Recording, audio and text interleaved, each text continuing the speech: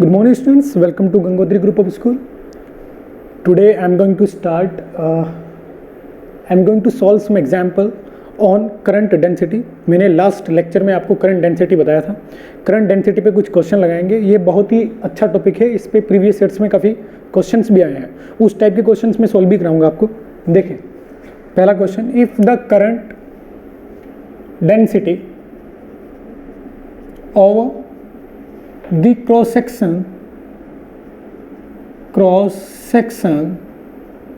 or the cross section of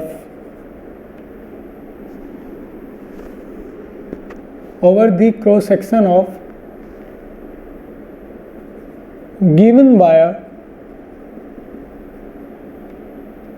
is over the cross section of a wire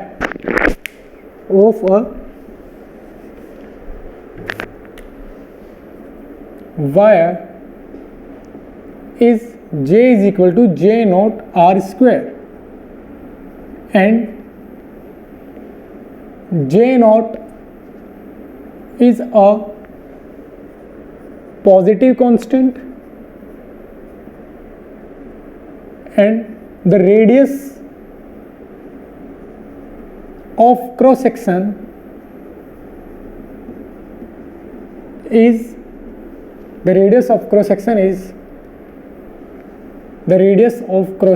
is capital R.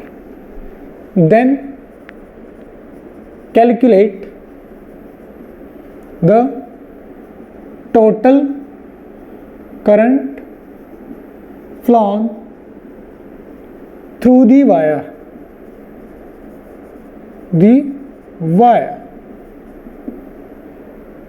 Solution कैसे solve करेंगे देखें इसको. If the current density over the cross section of a wire is J equal to J naught, मतलब मैं ये कहता हूं कि मेरे पास कोई एक इस टाइप का वायर है, ये वायर है मेरे पास, इसके क्रॉस सेक्शन पर, ये क्रॉस सेक्शन है, इसके क्रॉस सेक्शन पर इस तरीके से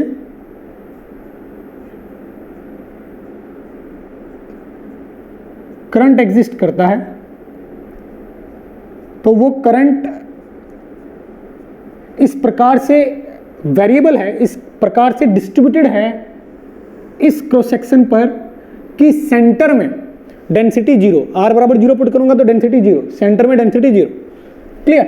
लेकिन जैसे जैसे आप सेंटर से दूर जाओगे तो डेंसिटी बढ़ती जाएगी.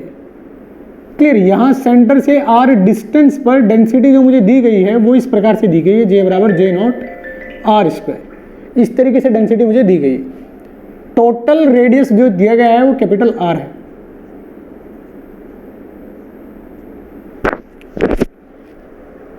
टोटल रेडियस कैपिटल R दिया गया है.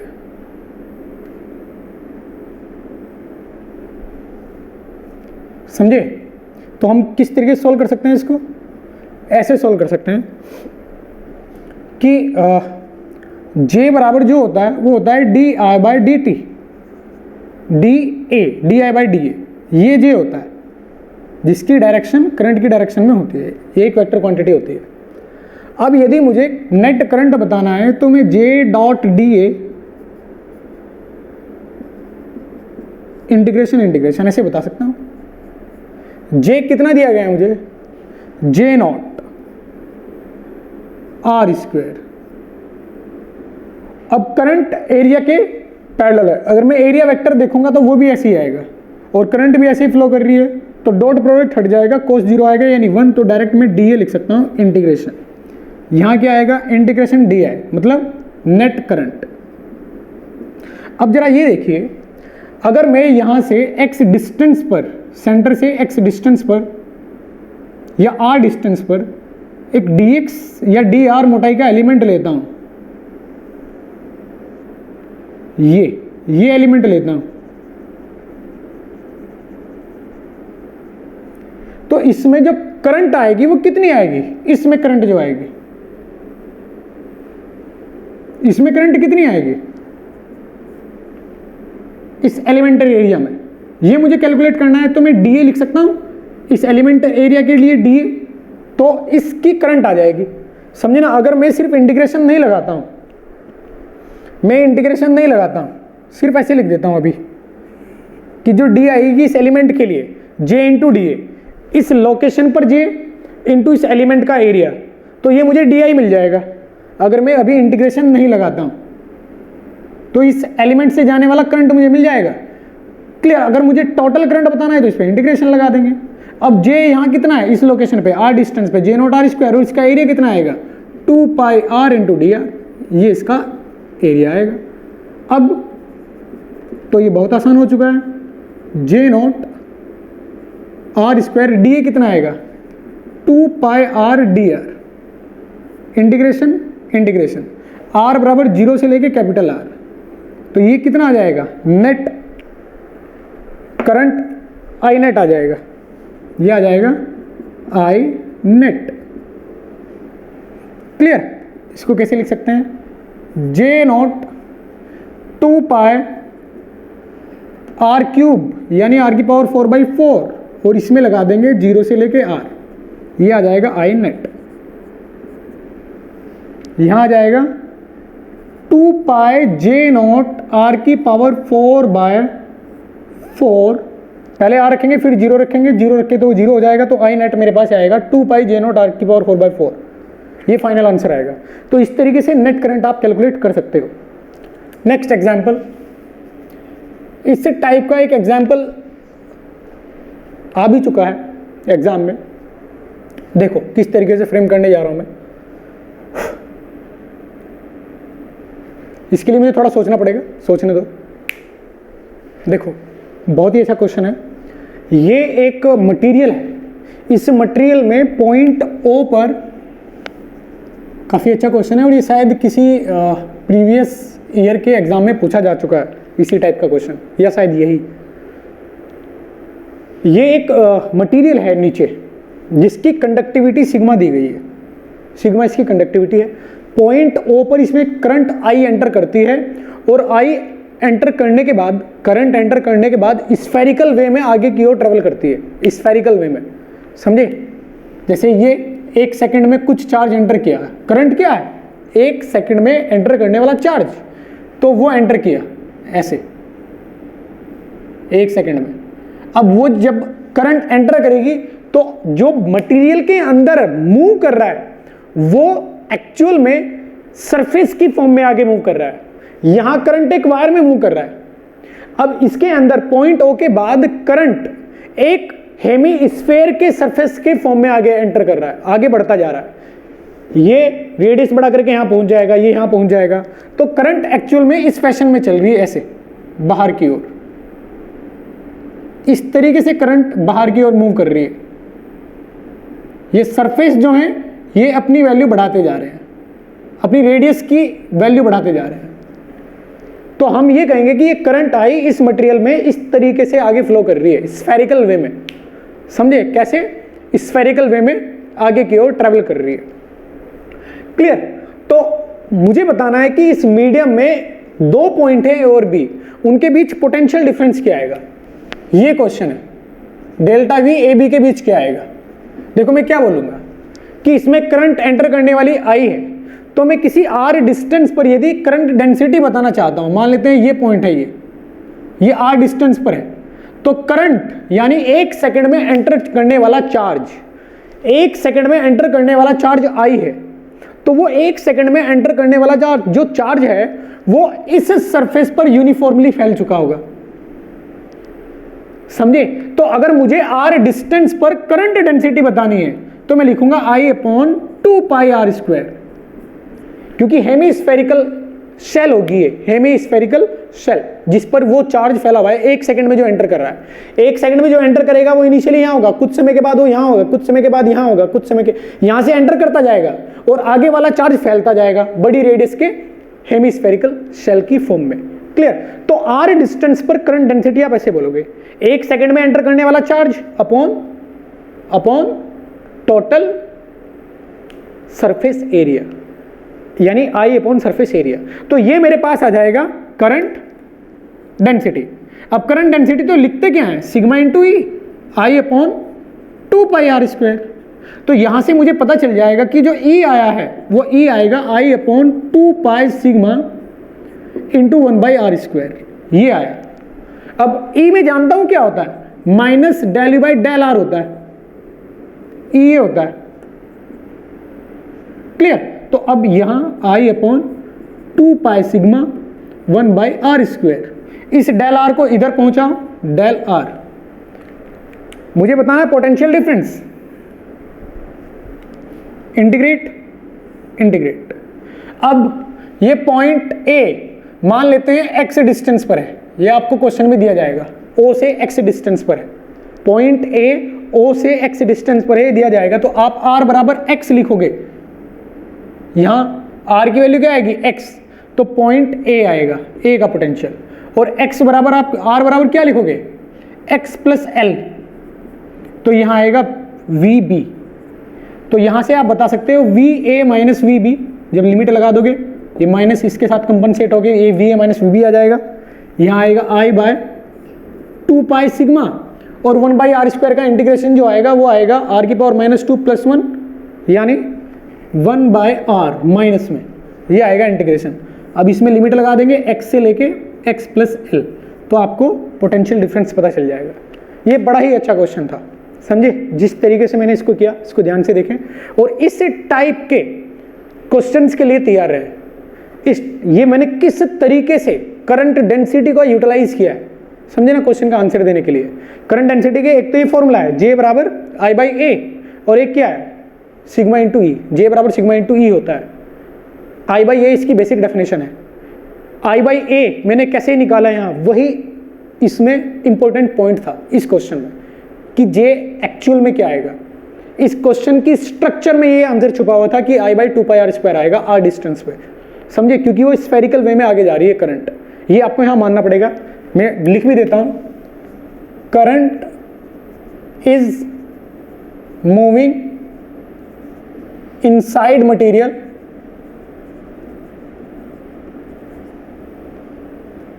इन स्फेरिकल शेल फॉर्म, क्लियर। इसको ध्यान से समझें।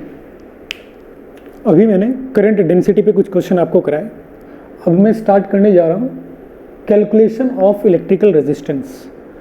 इलेक्ट्रिकल रेजिस्टेंस मैंने मेरे प्रीवियस लेक्चर में प्रूव किया था कि R बराबर होता है ρ इंटू L/A, क्लियर। वो माइक्रोस्कोपिक स्टडी ऑफ करंट में मैंने लास्ट में प्रूव किया था, जहाँ I बराबर NEVD/A आया था, क्लियर। वहाँ VD की वैल्यू पुट करने के बाद मैंने एक स्पेशल फॉर्म में उस आर्टिकल को लिखा, और फिर एक वायर के लिए अगर मैं उस फॉर्म को अप्लाई करता हूँ तो वहाँ एक कांस्टेंट मैंने बना था रेजिस्टेंस, जिसका नाम दिया था, और वो R बराबर आता है ρ इंटू L/A। रो क्या होता है, वो 1/σ के बराबर होता है, रो होता है 1/σ। रो को बोलते हैं रेजिस्टिविटी, सिग्मा को बोलते हैं कंडक्टिविटी, इलेक्ट्रिकल कंडक्टिविटी। तो ये बहुत बड़ा रोल प्ले करने वाला है रेजिस्टेंस हमारी करंट इलेक्ट्रिसिटी वाली चैप्टर में। अगर एक कंडक्टिंग वायर है तो उसकी शेप एक सिलेंड्रिकल शेप टाइप की होती है, सिलेंड्रिकल शेप होती है उसकी। अगर आप एक वायर को देखोगे तो उसकी शेप एक सिलेंड्रिकल टाइप की मिलेगी। तो उसमें अगर हम करंट के मोशन को एनालाइज करें तो करंट का मोशन इस प्रकार से होता है कि वो इस एरिया, ये जो एरिया है इसके तो परपेंडिकुलर होता है और L लेंथ के पैरेलल करंट फ्लो करती है।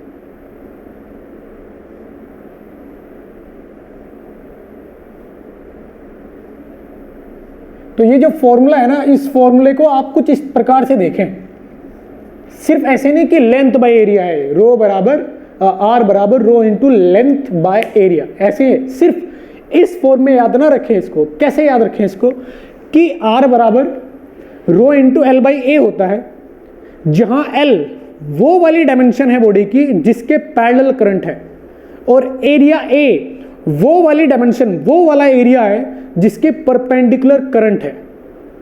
समझे क्या बोला मैंने? R बराबर rho into L by A फॉर्मूले में आपको साथ ही साथ में ये भी याद होना चाहिए फॉर्मूले के साथ साथ कि करंट लेंथ के पैरेलल होती है और करंट एरिया के परपेंडिकुलर होता है। हो सकता है कि किसी स्ट्रक्चर में लेंथ एक से ज़्यादा हो, ये तो सिलेंड्रिकल है तो यहाँ तो लेंथ आपको पता चल रहा है कि एक ही है उसकी लंबाई। अगर मैं ये शेप बना देता हूँ मान लेते हैं मेरे पास अब की बार ये शेप है, ये शेप बना देता हूं मैं। अब बताओ इस शेप के लिए, ये क्यूबॉइड शेप है, क्या है ये? क्यूबॉइड। इस शेप के लिए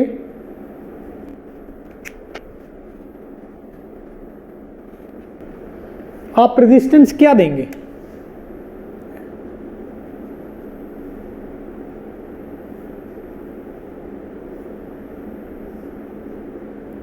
इस शेप के लिए आप रेजिस्टेंस क्या देंगे बताइए। इसमें इसको मैं बता देता हूं आपको, ये लेंथ ए है, ये लेंथ बी है और ये लेंथ सी है, ए बी सी। तो यदि मैं इसको ऐसे अटैच करता हूं बैटरी के साथ, तो अब ये कहोगे आपकी करंट यहां से निकलेगी, ये इनसाइड पॉइंट, ये आउटसाइड फेस। क्लियर? तो आप ये कहोगे कि ए के पैरेलल करंट है और इस एरिया के परपेंडिकुलर है। तो यदि आप इस स्ट्रक्चर को, ये जो स्ट्रक्चर है क्यूबॉइड शेप की, इस स्ट्रक्चर को आप, क्यूबॉइड शेप की स्ट्रक्चर है, इस स्ट्रक्चर को आप बैटरी के साथ अटैच करते हो इस फैशन में जैसे मैंने किया हुआ है, तो आप ये बोलोगे कि रेजिस्टेंस आना चाहिए रो इंटू एल, एल की जगह आएगा ए के पैरेलल करंट है अपॉन एरिया। कौन सा क्रॉस सेक्शन एरिया? ये वाला क्रॉस सेक्शनल एरिया। कौन से वाला? ये क्रॉस सेक्शनल एरिया। और इसकी वैल्यू कितनी है? बी इंटू सी। तो बी इंटू सी, ये रेजिस्टेंस आएगा। अगर आप बैटरी ऊपर और नीचे वाले फेस में ऐड करते हैं, मान लेते हैं आप बैटरी ऐसे अटैच नहीं करते हैं, आपने बैटरी ये फेस 1 और 2 के बीच में अटैच की, मैं 3 और 4 फेस में करता हूं, ऊपर और नीचे वाले फेस में अटैच करता हूं बैटरी, तो उस केस में करंट ऐसे फ्लो करेगी। अगर मैं ऊपर वाले को पॉजिटिव देता हूं, ऐसे फ्लो करेगी। और तब आपसे पूछा जाए कि आर क्या होगा, तब आप बोलोगे R rho into L, L आएगा फिर सी बाय एरिया, फिर एरिया ये आएगा ऊपर वाला जो कि लेंथ ए है और ये बी है, यहां ए बी आएगा। तो कुल मिला के आप ये समझें कि बैटरी आप किन फेस के बीच लगा रहे हो, रेजिस्टेंस आप किन दो पॉइंट के बीच कैलकुलेट करना चाहते हो, बैटरी कहां इनसाइड पॉइंट है, कहां आउटसाइड पॉइंट है, करंट कहां से एंटर कर रही है और कहां से बाहर निकल रही है, इस बात पे डिपेंड करता है कि रेजिस्टेंस कितना आएगा। ये दोनों अलग अलग वैल्यू है। ये कब है? जब आप एक ये फेस और एक ये फेस, इन दोनों फेस के बीच बैटरी अटैच करते हो, तब आएगा रेजिस्टेंस ये। और यदि आप बैटरी टॉप फेस और बॉटम फेस के बीच में अटैच करते हो तो रेजिस्टेंस आएगा ये। तो कुल मिला के आपको ये समझना है कि ये L जो होता है इसके पैरेलल करंट होती है, और ये एरिया जो होता है इसके क्रॉस सेक्शनल मतलब इसके परपेंडिकुलर करंट होती है। नीचे वो एरिया आप लिखोगे जिसके परपेंडिकुलर है करंट, ऊपर वो लेंथ लिखोगे जिस डायमेंशन के पैरेलल है करंट। क्लियर? ओके, यहां से अब मैं थर्ड पॉइंट लेने जा रहा हूं। देखें आप थर्ड पॉइंट, ये सिलेंड्रिकल सबसे आसान होता है, उसके बाद क्यूबॉइड, और इसके बाद में एक फ्लास्क लेता हूं, कोनिकल फ्लास्क। ये फ्लास्क लिया मैंने, इसकी ये रेडियस स्मॉल आर और ये रेडियस कैपिटल आर है, ये रेडियस कैपिटल आर, ये लेंथ एल है।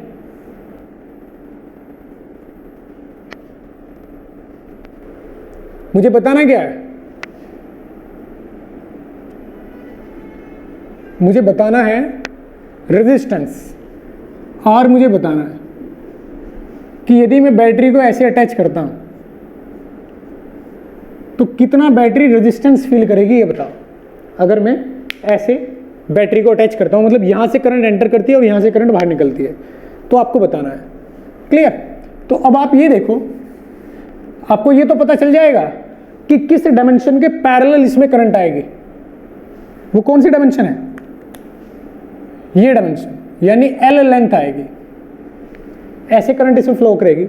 लेकिन एरिया क्या यूज करोगे, क्रॉस सेक्शनल एरिया यहाँ पाई आर स्क्वायर है और यहाँ कैपिटल पाई आर स्क्वायर है, अलग अलग पोजीशन पर क्रॉस सेक्शनल एरिया अलग अलग है, समझे।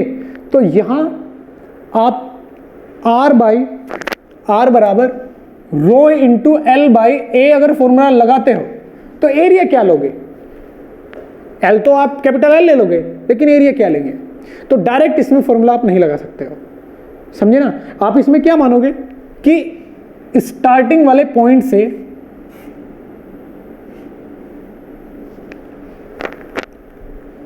यहां से x डिस्टेंस पर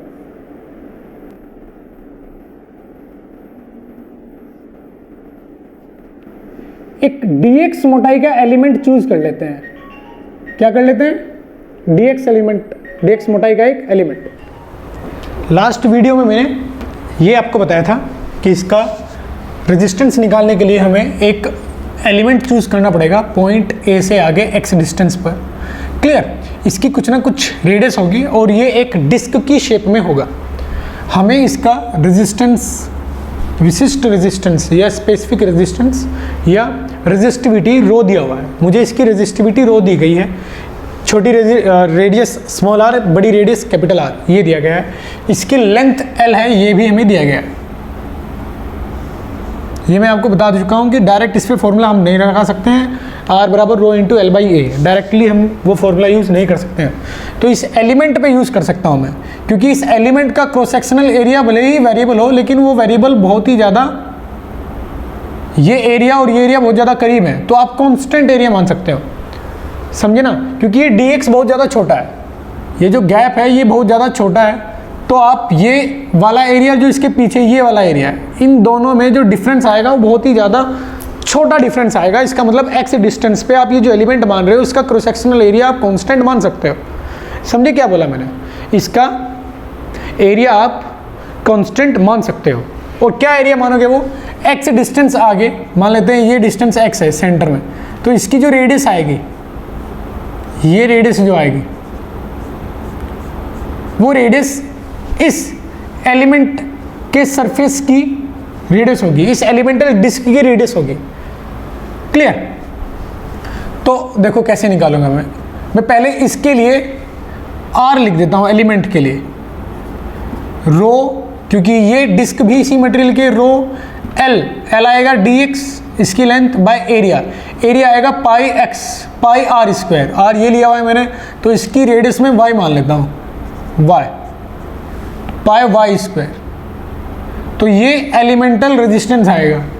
अब y कैसे निकालूंगा मैं, देखो y कैसे निकाला जाएगा। ये लाइन आगे बढ़ा देता हूँ, यहाँ से लाइन आगे बढ़ा देता हूँ, तो अब ये लेंथ बचेगी y minus R, total y है तो ये बचेगी y माइनस आर, तो मैं लिखूंगा y minus R by X बराबर r minus R by L. ये एंगल जो भी होगा इस छोटे वाले ट्रायंगल और इस बड़े वाले ट्रायंगल के लिए एंगल सेम होगा, तो इसमें tan theta perpendicular upon base, perpendicular upon base, perpendicular ये y माइनस आर, बेस आएगा x, capital R minus small r, base आएगा l, तो r minus R by L, y minus capital Y minus small r, तो ये length आएगी y minus R by x, ये आएगा।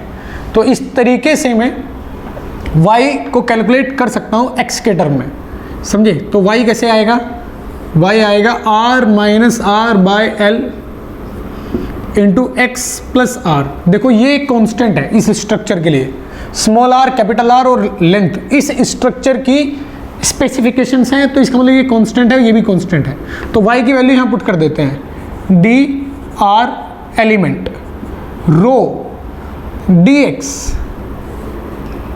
r minus R by L into X plus small r का square. अब मेरे पास एक ऐसा इक्वेशन है जिसमें सिर्फ x वेरिएबल है और सब कांस्टेंट है, तो अब मैं इंटीग्रेशन का साइन लगा सकता हूं। x बराबर 0 से लेके x बराबर l तक, 0 से लेके l तक कंप्लीट रेजिस्टेंस आ जाएगा R नेट, किन के बीच, A और B सरफेस के बीच। 0 से लेके L तक।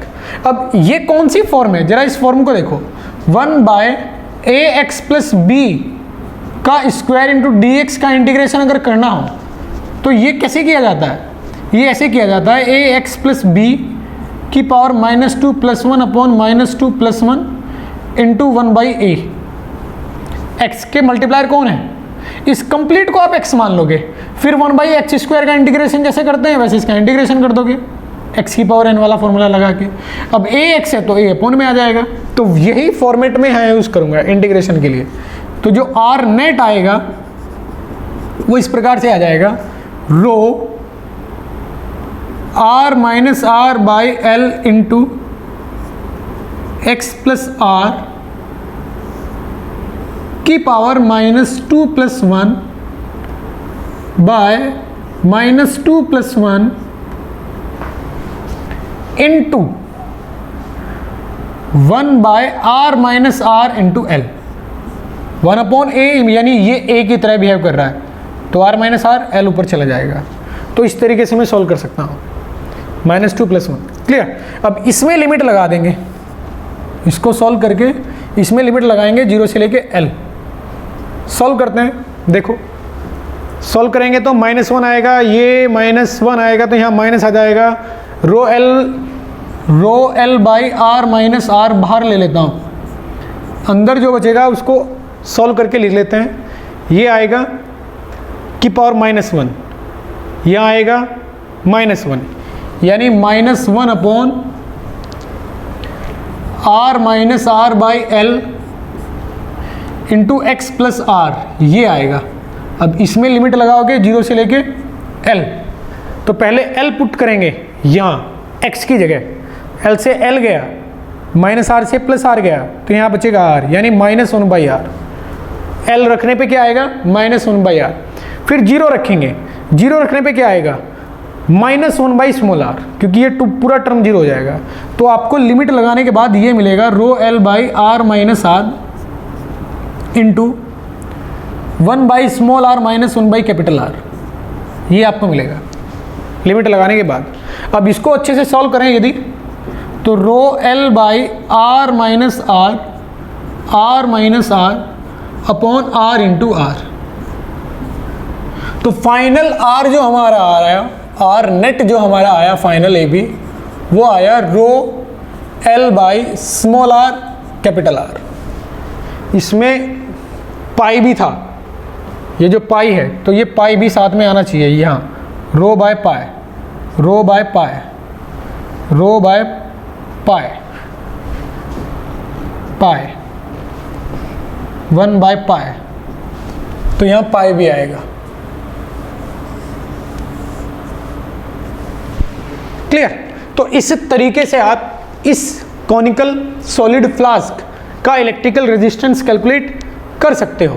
देखो इतनी इंटीग्रेशन तो कोई नहीं करेगा एग्जाम में, ये इंटीग्रेशन करेंगे आप, अगर ये आता है कहीं एग्जाम में ये क्वेश्चन आता है तो ऐसा नहीं है कि आप ये इंटीग्रेशन सॉल्व करेंगे। अब आपको याद हो जाना चाहिए, देखो अगर ये कंप्लीट एक स्ट्रक्चर होती, कंप्लीट एक स्ट्रक्चर यानी रेजिस्टेंस इस शेप कॉनिकल फ्लास्क ना होकर एक सिलेंड्रिकल होता, तो पीछे वाले की रेडियस क्या होती, आगे वाले की रेडियस क्या होती, सेम।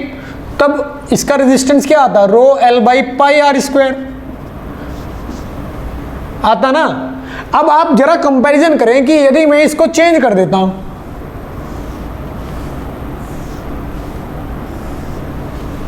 सिलेंडर को, तो अभी भी उसी टाइप का रेजिस्टेंस आ रहा है, रो एल पाई पाई। पहले भी इन दोनों रेजिस्टेंस की मल्टीप्लिकेशन था, अभी भी मल्टीप्लिकेशन है। ये आर स्क्वायर क्या था, इनिशियल और फाइनल फेज का मल्टीप्लिकेशन, इनिशियल और फाइनल फेज के रेडियस का मल्टीप्लिकेशन, समझे। इनिशियल और फाइनल रेडियस के मल्टीप्लिकेशन को मैंने यहां लिखा था जब ये सिलेंडर था, अभी भी वही कर रहा हूं, इनिशियल और फाइनल रेडियस का मल्टीप्लिकेशन जब ये कॉनिकल फ्लास्क है। तो मतलब फॉर्मूला चेंज नहीं हुआ है, समझे। या तो आप इसको ऐसे इंटीग्रेशन से कैलकुलेट करो, एक्चुअल में यही तरीका है, तरीका यही सही है जो मैंने किया, लेकिन अब मैं इंटीग्रेशन से बचना चाहता हूं तो मैं एक लॉजिकल वे से फॉर्मूला याद रखना चाहता हूं, लॉजिकल वे से।